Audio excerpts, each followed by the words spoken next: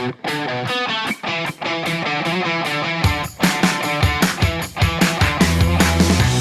are listening to the Smart Betting Club podcast with me, your host, Peter Ling. Now, this podcast is sponsored by the Matchbook Betting Exchange, and you can find out more on what they offer smart bettors over at matchbook.com. And if you are interested in learning more what it takes to make a profit betting, please do check out my service for winning bettors over at smartbettingclub.com.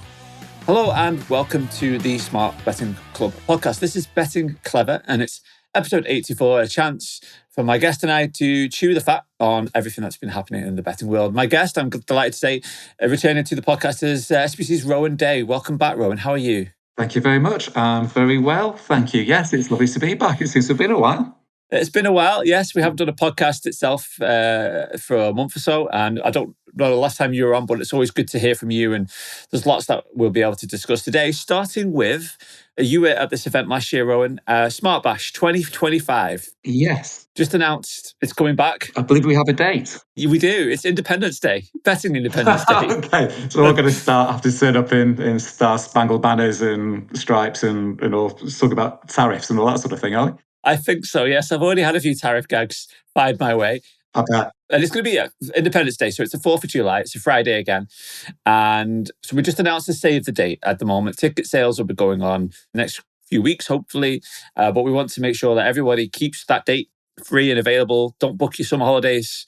Someone's already told me it clashes with an Oasis gig that night. So on July the 4th. Can't do much about that. No. Yeah, in Cardiff. Right, yeah. Okay, that's a shame. I'm glad you put the date though, and I reckon that was, you may not have meant it, but it feels like a pointed comment at me, because I do know a couple of years ago, I think it was the year before last, I booked my holiday before the date had come out and it clashed. It's not a pointed comment at you, but I've actually had like a lot of people tell me last year, oh, it's clashing with my holiday. I can't keep track of the amount of people who told me, give me as much time as possible. I've had a lot of people again asking me. I was one of them. Yeah, like, when is it? When is it? I need to know because I've got a schedule to work to and I've got holidays to book. So yeah, it's all there. 4th of July. So the Friday, the 4th of July is going to be the same, but bigger, if you like. We've got a few other things planned for that day. But again, it'd be a similar idea of presentations, panels, networking with some really good names, big names from the betting world. But we're also the day before, the 3rd of July, that's the Thursday, in the afternoon, we're going to have a workshop session. Yes, I saw that. Yeah, hands-on interactive. We're looking at getting some real experts from betting world to maybe outline their strategies, go through a day's trading, maybe do some hands-on interactive training and tutorials. Because that was some of the feedback last year, is that there was demand for that, like to actually rather just listen to people and pick their brains, but also to see some of the actual bits, the actual things that you can do. Yeah, that sounds fascinating. It's interesting you got people like that. When I went last year, it's always good, as you say, it's great to sit and listen to what people have to say. You get an insight into their approach and this sort of thing. But if you can actually kind of see that in action and being demonstrated to you as well, I think that would really help. Certainly from a personal level, that would help a lot. So I kind of sat there. I got there fairly late. I think I was one of the last to arrive, actually. But I sat at the back and kind of scribbling notes throughout each of the presentations. And it was great. And when I got home, it was great to have it all there. And I learned a huge amount, more than I had anticipated, actually. Yeah. But if you can get involved with something like that as well, that's a bit like the icing on the cake, isn't it? That sounds fantastic. Exactly, yeah. And that's the plan. For those people that would like that, like the tangible knowledge and the tutorials and the guidance that they can actually go and utilize themselves and for the opportunity. So that's the Thursday. And the idea, we'll have a few networking or drinks or events around that on the Thursday and the Friday night. So it's going to be a real good mix. We've got a bunch of different types of tickets. So it'll appeal to every type of person, right? So if you want to come along to do these workshops, you can do that. If you want to come along to everything, you can do that. Or maybe you want to do some of the networking and what have you as well. So you'll be able to pick and choose a little bit and tailor it to what you would like. So I'm looking forward to it. And yeah, me too. My overriding impression last year was that it was just so educational. I don't know if you feel like this sometimes, but I know I do, in that I work from home. So I sit most of my day in what I call my office, which is basically the downstairs bedroom, spare bedroom, sitting at my laptop. And it's really easy to get into a bit of a bubble. And that very much applies to the betting as well. So I know what I do. I know when I do it. And you can, I think, fall into a trap of becoming a bit insular about it.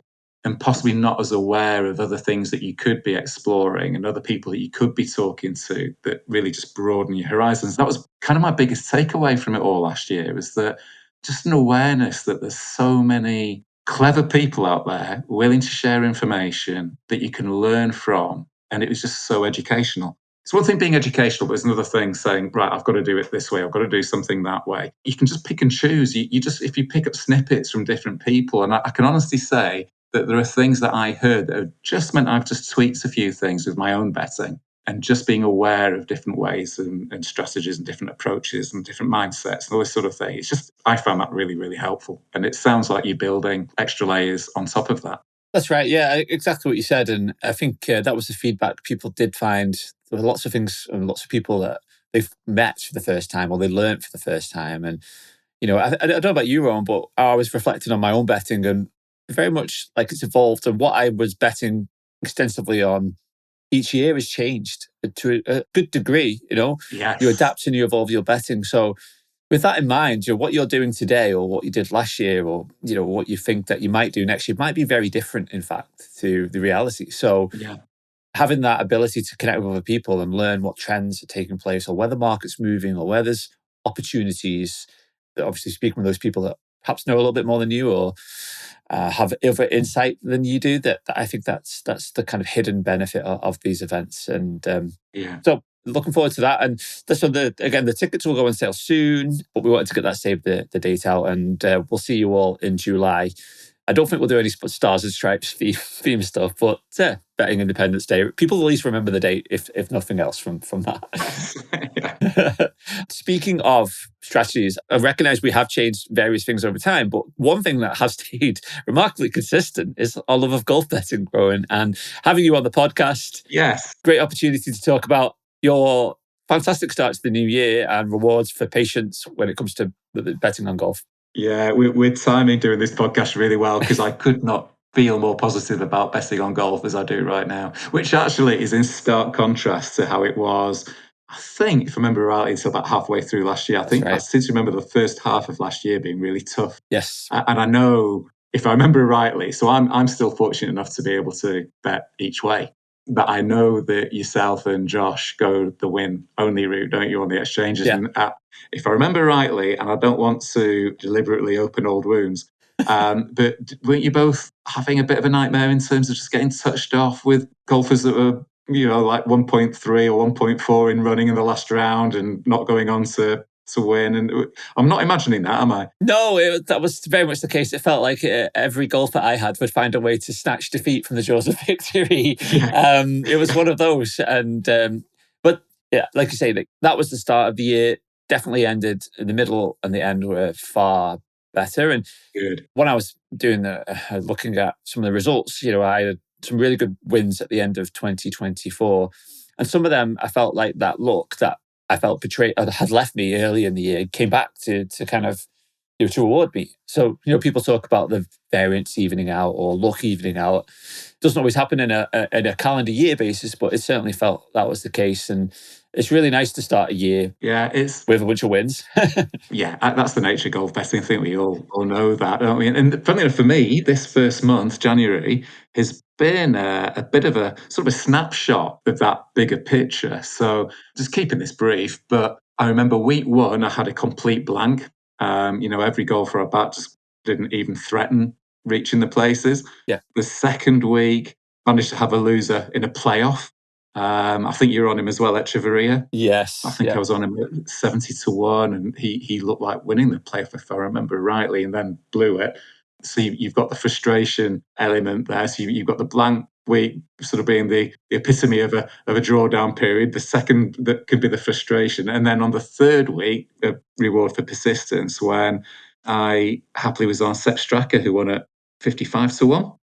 I believe, and I'll say in a minute how I found him and how I came about him, because I think obviously my strategy is a little different from yours. Yeah. And then the fourth week, we had another winner, second winner on the trot, with Harris English from the Weekly Golf Value service, which came in very nicely at 75-1. So yeah, in the end, it was a fantastic start to the year. It was, but a complete contrast to last year. So how did you find Steps Tracker? Are you using the Bookie Bashing Golf Tracker to find extra value? Yeah, I do.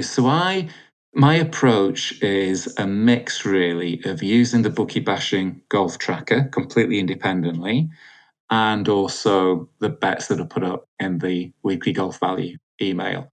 So the way I tend to do it is sort of midday on the Wednesday. So I did it today, for example, for this week's tournaments. I'll open up the tracker. This is before the weekly golf value email has come out. And just using some very basic outline rules, I will identify usually somewhere between 6 and 10 golfers to back. In terms of how I do that, it's really simple. So the tracker separates levels of value. So the greatest perceived expected value in a golfer is marked in purple. I think that's 120% value and above, the tracker is saying. Then we have green, which is 110% and above. So 110 to 119.99, and then it goes down again. So what I do is I set an upper price limit to try and hit a bit of a sweet spot. So any golfer that we're looking at 120% or more expected value, I'll back anything up to 150 to 1. Yeah. Anything between 110 and 119.9% value, I'll back anything up to 100 to 1. And then anything greater than 105, so anything from 105 to 109.9% expected value, I'll back anything up to 50 to 1. I don't back anything less than 105% value, which is just an arbitrary line, but it works for me. And I tend not to back anything shorter than 20 to 1. So just by those very, very simple rules, I tend to find I've got a shortlist, I'd say, of about 6, maybe 10 on a busy week, golfers per tournament. And I will back each of those golfers before I get the weekly golf value email. Yeah. First of all, obviously, it means I'm not in any rush. I mean, the prices hold up very well anyway, I think, but it means I'm not under any sort of stress or pressure to get on the bets as soon as the weekly golf value email comes through. But also, it means that, with golfers that often there's an overlap. So often there's golfer that I've backed that will also be on the weekly golf value email, but I've managed to avoid being in a body of bettors who've all started backing the same golfer at the same time. And again, I don't think that's a major issue really, because as we know, the weekly golf value will give different options of bookmakers, and some followers I'm sure will have accounts open at one of the bookmakers but not at the other, so they'll all go in different directions. But even so, it's I know that I'm not going to fall into that pattern which may be detected by bookmakers, trading teams. Interesting. You have specific rules there, that structure that you work to. And when I've used that in the past for generating my own, I don't have the hard and fast rules. It's very much like I have other metrics that I will look at, but I wouldn't necessarily rule someone out that's 104%. Yeah. But I see the appeal of that. And nor should you. It gives you a structure, doesn't it? So it's like you're not going to reflect on it and go, oh, what an idiot, I took that bet. Or why did I change myself? So it's really strange you should say that. So once I've used the tracker, so on that point, once I've used the tracker, I will then get the weekly golf value email. And if the bet's on there that perhaps I haven't backed, I will then back as well. I'll use the tracker to find which bookmaker account I can get on that golfer at a value price, and then I will jump on. And funnily enough, today there was one golfer, can't quite remember which one it was, but he was 104% or 104.5% value on the tracker at a bookmaker. And I thought, well, I'm not going to just not back that because I'm 0.5% out. That would be silly. I tend to use those hard and fast rules, but that's just me. That's just my betting OCD. I just work best. Yeah. I'd have made a good soldier. I've said it before. I'm very good at following orders. So if I can make my own orders, I know I'll follow them quite rigidly. Not to say that that's the best way to do it, and it's not to say that that's the way everybody should do it. Far from it. It's just the way I feel most comfortable doing it. Your way, probably better, I would have thought. I don't know if it's better. I think it's just what suits me, It's interesting to hear what you do. We did a whole golf report, which we did podcasted about this time last year. So to give people like different options and ways to do it, and to say, well, one might not suit you or one might be the only thing you can do. So yes, I don't have the each way options really. So I just take a win only approach. So yeah, it's sometimes hard lines when you have a playoff loser like Echeverria, or anyone that watched that one live. He basically lost to a guy that had a drop shot on the 18th, who was 2 shots off. I didn't know this, Pete. I didn't stay up to watch. I'm not sure I want to hear this. Forcing the playoff, who then chipped in off the green for an eagle to get to a playoff, and then play that playoff particularly well. But had some great shots to kind of continue it, and then ultimately won. So it's one of those where you think, yeah, oh gosh, you think you've nailed on a winner, and then all those things collide. But I'm pretty sure that, well, I reflect on one which won last year, Dan Bradbury, who won a really big price. I actually had more on than I would normally on him, and he won. And he just putted like a machine on the final round and hit some ridiculously long putts and won by a shot. And one of those where if you were on the guy that finished second to him and had been leading for a while, you'd be scratching your head saying, what ladder did I walk underneath today? What black cat did I come across? It's just the way it goes. But as long as with something like golf, you can find a strategy that works for you, and you've got the ability to just look at it with the kind of just the fatalism of the fact that, yeah, you're going to experience some extremes at times, then that will serve you in good stead, because the rewards are there. And generally, it just comes down to how you handle the ups and downs of those strategies that you use, and can ride out the variance. Because the other thing with golf is you have, 2 tournaments a week, maybe 3 if you do live. So chronologically, it is quite testing just in terms of how long you might have to wait. It is the nature of golf betting, isn't it? It's you've got to have that patience, you've got to persevere. Yeah. Okay, well, that's enough golf chat for now. Let's move on to another sport and racing, because we had a feature review in our latest SBC magazine, issue 148, to do with horse racing. It's a unique win-only strategy that you can do with singles and multiples, and we spent a lot of time on this one. Rowan, you wrote up a good chunk of this piece, and you've been using Tilt the Odds for a period of time as part of our review process. Do you want to outline a little bit about what the service does and what we kind of put in the review itself? Yeah, so it's a really interesting service, actually. You mentioned it was win only, but the focus really is on betting and backing in multiple bets, primarily lucky 15s, but opportunity as well to bet a lot of patents and trixies or doubles. So it can back in singles if you want to, but I think the emphasis really in most users use it for multiple betting. It's a really slick piece of software, very, very easy to use. It's very easy to tailor it to your own needs. I guess the most obvious example of that is that there's a panel of bookmakers essentially that the software will track prices from and offer up value bets. So, for example, I could set up one day to have value identified and put into multiple bets that say, I don't know, Hills, Bet365, Ladbrokes, and 888 Sport. And Yeah. later that day or the following day, I could change it up a bit and choose 4 different bookmakers. So you can really use it to tailor the books that you want to use. Obviously, it may well be that you have some accounts that are open to you and other accounts that you don't. So obviously you set up the ones that you can use. So a really easy piece of kit. But look, put it this way, if I can use it, anybody can use it, trust me. A really easy piece of kit to use. And then after that, it's really about using it when you want to. So they will keep searching the markets and the software will keep providing bets for as long as you want it to during the day. So it's the sort of thing you can dip into and dip out of. So if you have a window, maybe an hour at lunchtime, perhaps, to get bets down, just use it for that hour. Alternatively, if you're able and you're happy to sit at your desktop or laptop or with your phone for 3 or 4 hours in the morning to get as many bets down as possible, do that. That's fine. I believe the value starts coming through at about 7, 8 o'clock Yeah. in the morning and goes all the way through to the last day. So it's really flexible in that respect, I think. And I'm hoping that the review was able to portray how usable and how easy it is to use the software.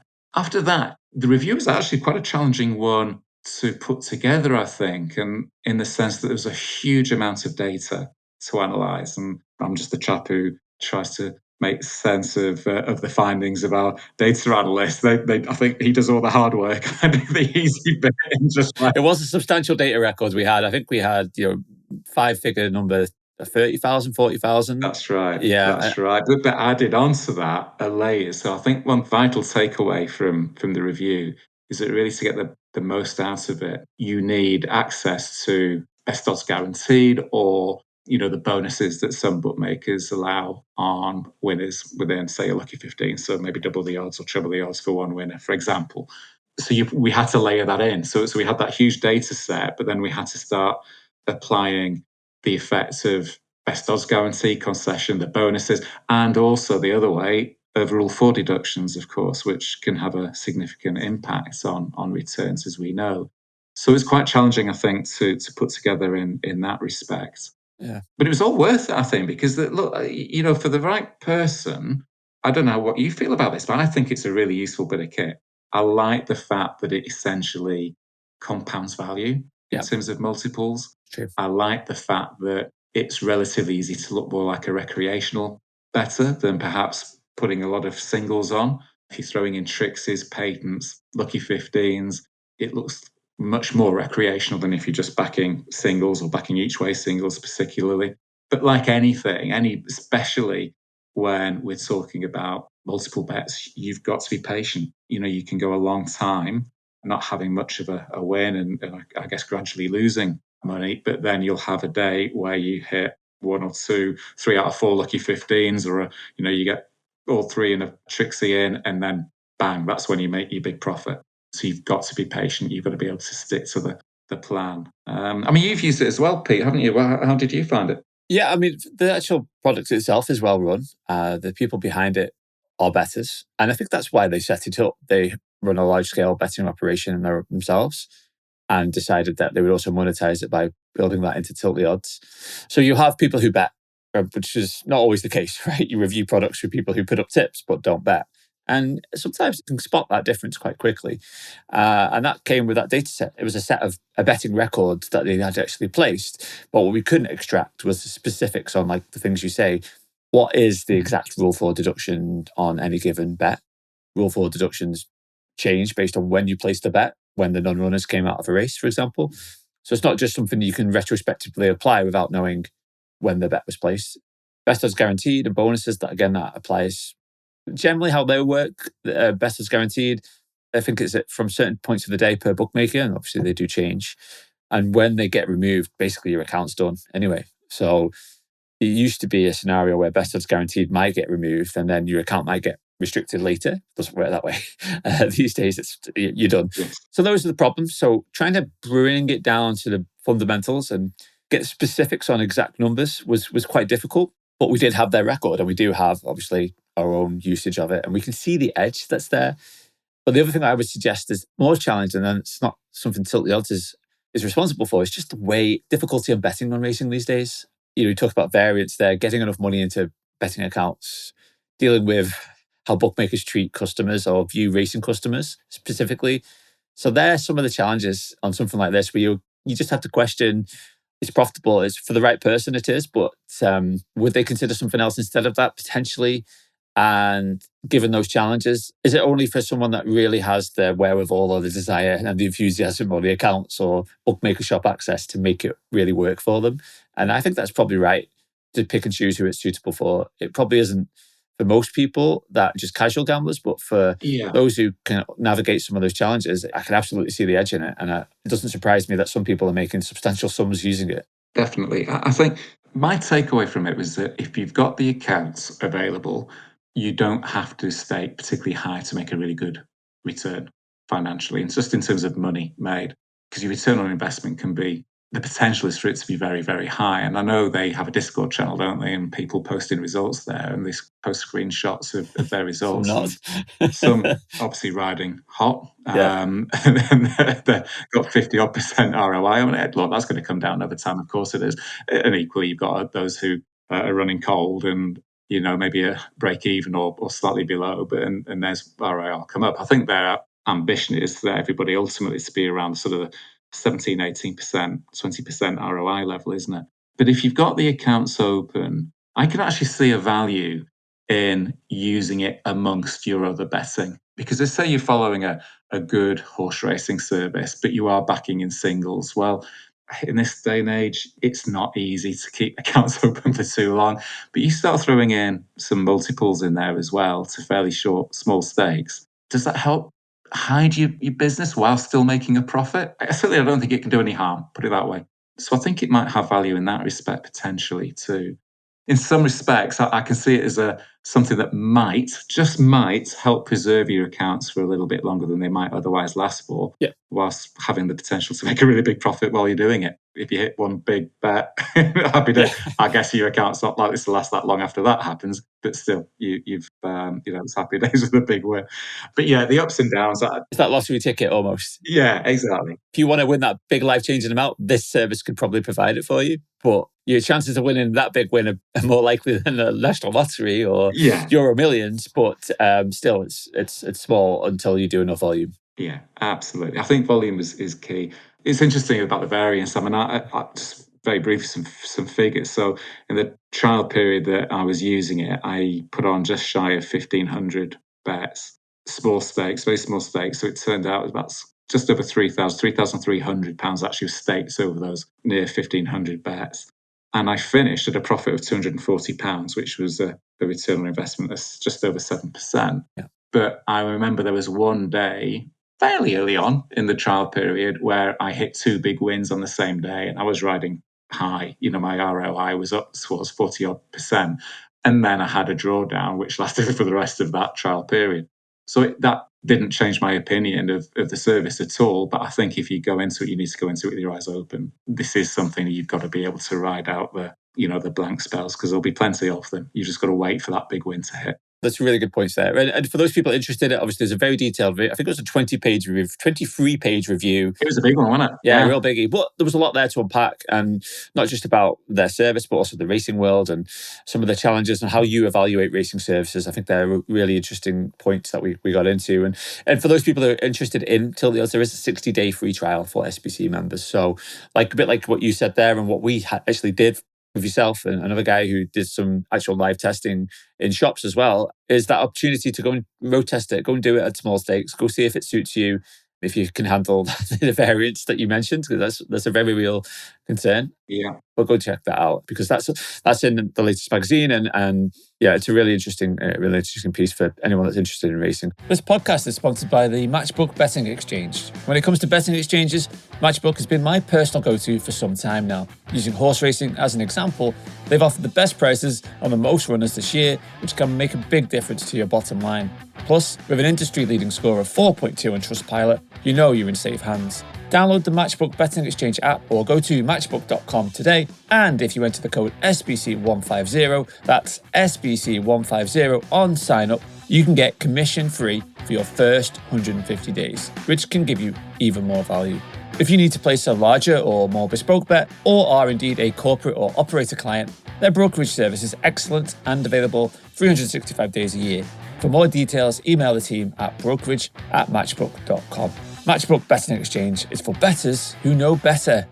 We're getting into the regulated market. And one of the reasons that we're seeing more interest in, whether it be offshore or obviously the black market's growing and that as well, we've seen regular stories about that, is how regulated bookmakers are treating customers. And there was a story from a punter that I've got to know, who was at Smart Bash last year, and we've reviewed his service and just got to know him a little bit, called Phil Smith. And hopefully you've been through the Twitter threads that I put out at the time, Rowan. But to give the listeners a bit of an update on this explanation, Phil is previously was a Betfair trader, then pivoted for the last few years to basically placing lots of anti-post accumulators throughout a season. And by lots, I mean thousands.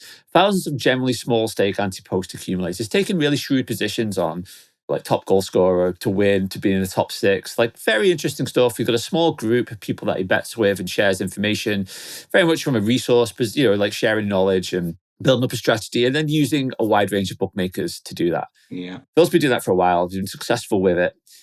I cue an event in early December where he bet with one company called Skybet, who you'll know, part of Flutter, very big betting conglomerate. And they, out of the blue, for no reason, decided to suspend his account. And he had, by his own recollection, around £12,000 to £13,000 in open bets, many of which Phil would normally cash out and trade in and add new ones to as part of his strategy. And at that point, he couldn't actually log into his account. That's why we say he thought he had around £12,000 to £13,000. He couldn't be sure because he couldn't access his account from that particular point with no warning. Boom. And I'll put the links into the 3 main tweets that I've updated with Phil's permission to share his story. And then it came on to not being able to get an answer. Why has this happened? What's happening? How can I talk to somebody? Well, you can't. There is no right of appeal. There's nobody that will talk to you about this. It's a process that just goes on for seemingly without an end until it did end about 8 weeks after the first suspension when they closed his account with a reference to a particular clause that didn't give any information about why they've closed the account. Basically said, we reserve the right to do this if we see something that contravenes our terms and conditions, without actually explaining what that could be. And that's the situation. There's no appeal to it. And throughout this whole process, he's had no access to his funds, not the money he deposited. He doesn't know if they're going to avoid his stakes. He doesn't know if he's going to get paid out on his bets. And it just shows the ridiculousness of how a better is being treated. So Phil sent all this documentation in here. Obviously, could prove that he could afford it. The source of funds. There's no anti-money laundering going on, as far as I'm aware. I make that a very long odds that was the case in this story. But yeah, it just shows you if you are a genuine punter, you could have your account frozen and you could have no right of appeal and no assurance that you can gain access to the funds. I've waited on to try and explain it, Rowan, but if any story explains why people are being attracted to the unregulated or black market, it's something like this, isn't it? This is it, yeah. And the problem is, I mean, it's obviously horrible for Phil to have to go through all this, but he's not alone, is he? It's almost a daily occurrence where you hear somebody, you only have to go to social media and we'll see people in very similar situations, have done everything by the book, haven't broken any rules, who have no recourse to any semblance of an appeal system or even just any communication whatsoever. And it just beggars belief. It's just an absolute nonsense. It's like the betting equivalent of living in a fascist state where you can be accused of something that you've not done, and you don't even get the luxury of a court appearance to defend yourself. That's it, you're guilty, and that's too bad. You can't complain to anybody, you can't appeal to anybody. It just beggars belief. The whole system is broken, isn't it? I'm not sure where it goes from here, other than a complete root and branch investigation into the bodies that ought to be there to protect the consumer. I don't know how you feel.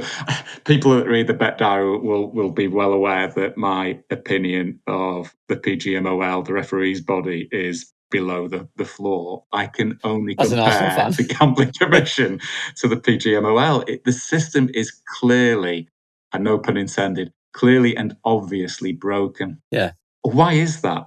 And the problem is that complete lack of transparency automatically means that anybody who's affected by it and others that hear about people being affected by it, it's very natural to start jumping to conclusions, and very obvious conclusions.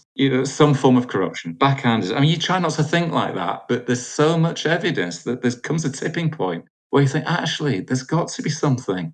Because otherwise, why is the system so broken, and why is nobody doing anything at all, seemingly, to fix it? Well, my understanding, Rowan, from talking about this case with people, is that it falls through the gaps of where an ombudsman should be. And for the past few years, an ombudsman been put into the white paper. The white paper is what's been on the cards for a long time about the changes to the betting regulation and the betting kind of system. And with no ombudsman to actually speak of, there's a whole process where they're trying to put one in place. You have this void.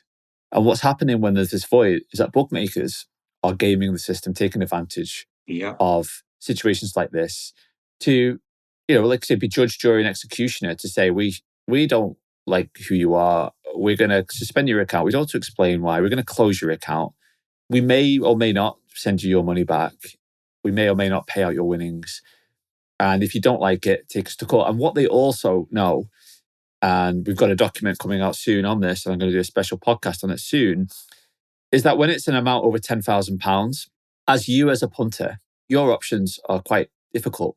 Over £10,000, you have to go to, I think it's county court, or if it's a bigger sum, high court. Yeah. And then you're attracting fees and costs. Yeah. So the costs are likely going to be, you're taking on flutter, bigger than the money, that £12,000 that you'd be able to obtain. And then obviously if you lose the case, you run the risk of all these kind of things, it could be a very substantial sum of money. Under £10,000, you go to small claims court. It's a very small, I think there's a small fee for that. And, you're not going to be on the hook if you lose for extraordinary legal fees. But I think what we see in some of these examples is, well, somebody at Skybet knows this. and says, yes, well, it's over £10,000. So click the button that says, make life more difficult.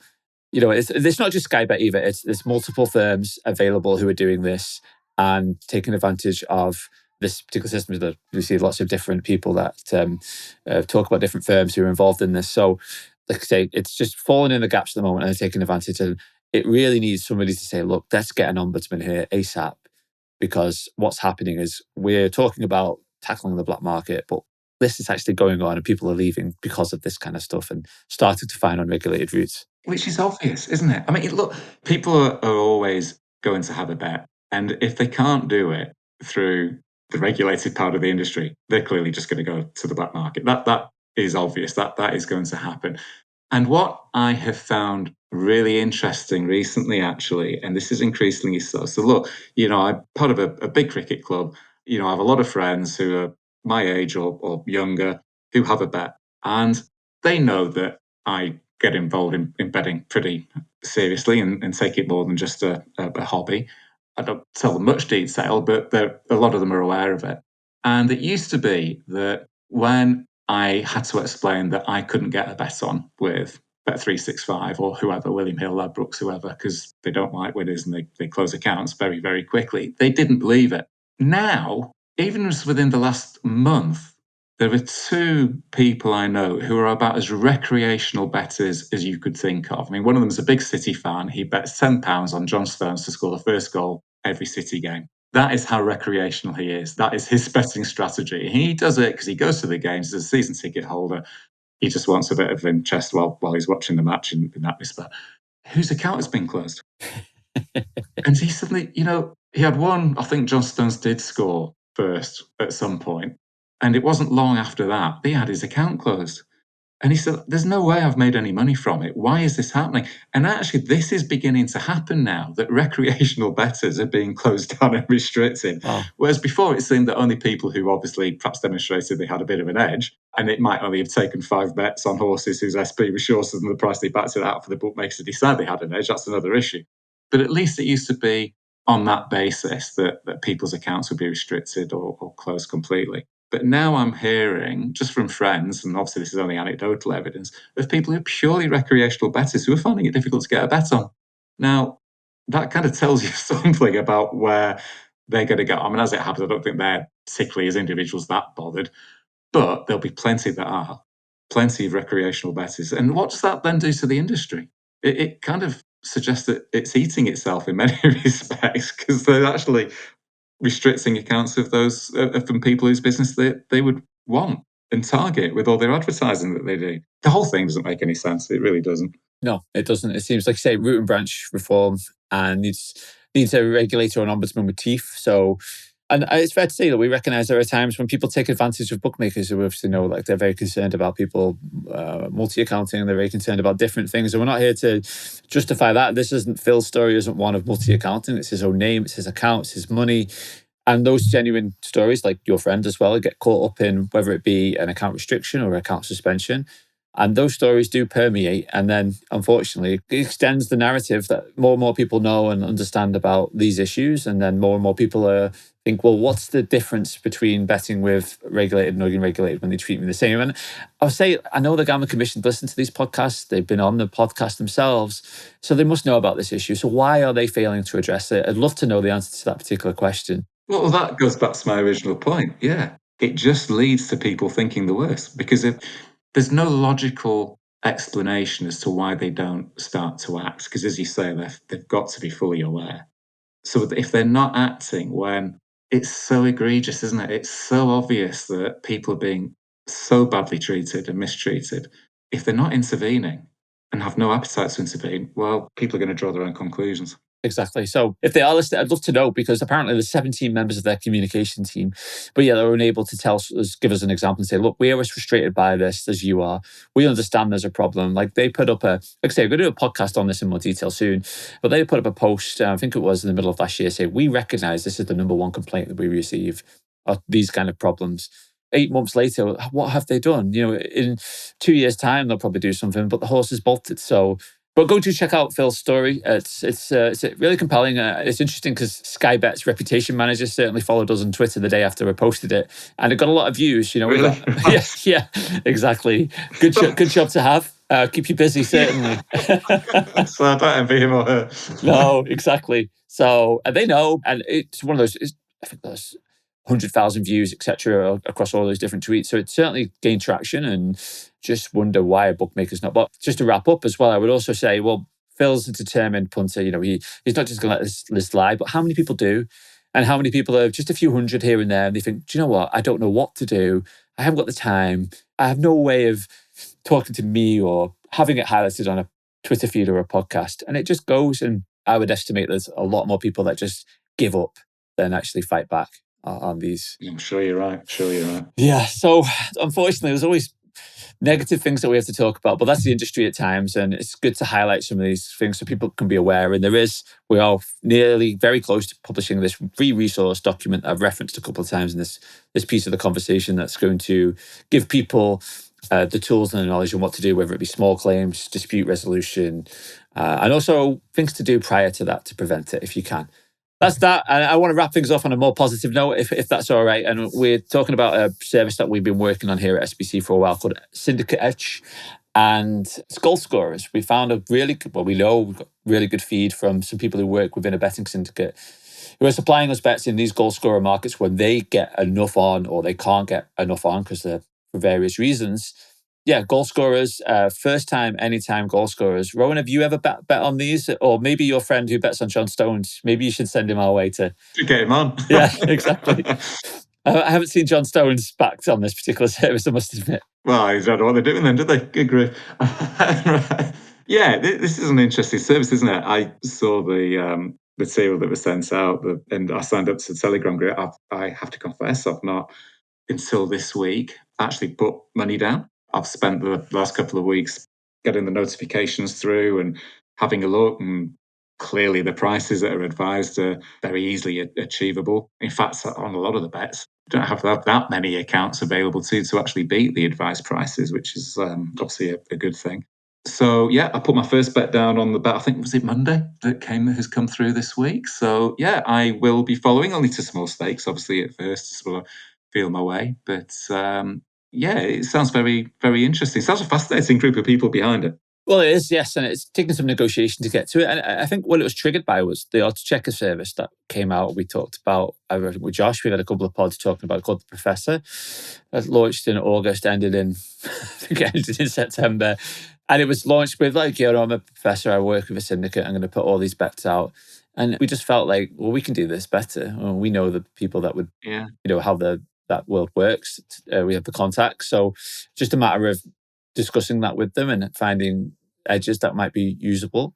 Because generally, if you're betting on an edge to scale, then, you're going to make more from that than you would do selling advice or providing it. But with certain markets whereby you can't maybe get the fill you would need, or it's too late, or you don't have the bookmakers, or it's a smaller league potentially that you don't really target, then there's that opportunity. So that's what it's taken advantage of. So yeah, makes sense. Again, it goes back to recreational, but betting, where like your friend who bets on John Stones, generally people betting on first goal scorers, anytime goal scorers, it is the refuge of somebody that maybe doesn't is a bit more recreational, is just blindly backing the same player. So it's one of those where you can maybe sneak through past the restriction department, even if you do win, or because most of them will lose. I think the average odds are around 8-1. So on that be in your favor as well, is that if you spread it around enough bookmakers, you perhaps will only hit the losers, most of them, and then the winners spread around different accounts. So should help with that front. It's similar to golf in many respects, isn't it? In that regard. Yeah, exactly. And if you have 20 bookmakers that you can bet on golf with, or these markets, then dare say the majority of them are going to be losing from the golf or the football that you place. No, it looks a really interesting service. I'm going to be following for the next few weeks, and let's see where that goes. But I like anything where there's an edge like that within what you might term muggy markets, which is obviously people point. It's a good combination to have. Muggy markets, that's right. So yeah, that's out there. They'll slide the link in for that Syndicate Edge. It's only free for Smart Betting Club members, and we're kind of redacting the exact information on some of the players. We've got to be careful about what we share like widely, because sometimes we target the same player. Like, we might have the same player backed until he scores, and that might not be the first game. So we're just being mindful of that and targeting it. So hopefully this service will go places, and as we build the record and we're able to showcase its edge, obviously we'll talk about it a little bit more. So that's on there, and I think we've discussed a whole lot today, Rowan. There's been so much to talk about, whether it be horse racing, golf, crypto, even football, bookmaker disputes. I think we've covered the whole range of topics in today's episode. And thank you for coming on. I know I've interrupted your evening watching Arsenal, and I apologise for that. No, what? I don't even know what the score is today. I'm glad you don't. Yeah, I'm glad you don't. But yeah, thank you so much, Rowan, for coming on. And go check out SBC 148, where Rowan wrote some of the pieces on there. Go check out the Bet Diary if you haven't yet. It's your Rowan, where he writes about your twice a week, isn't it, Rowan? You put up different blogs on your performance. Yeah. Yeah, I know you're doing some work on some of the more specific tools and things that you use and how you utilize it. Yeah, it was actually in response, and it's always really good to get feedback as well, actually. And I'm always open to people emailing in and contacting in, because that interaction is always fantastic. And somebody asked a really good question in terms of which tools do you use and how do you use them. So I just thought I'll write a few posts just breaking that down. People that are interested in perhaps exploring the markets that we cover. Yeah, it is really interesting read. And like you say, you are someone that's betting regularly. So if you want to get the ins and outs, or your bad month on golf or good month on tennis or whatever it might be, it's all there. I don't have any say in what you write. It's very much like unvarnished truth about the ups and downs of betting. So yeah, thanks again, Rowan. And thank you for everyone listening. If you are interested in the topics that we discussed today, I'll slide it into the show notes. You'll get all the various links. And thank you ever so much for listening. And I'll be back with you soon.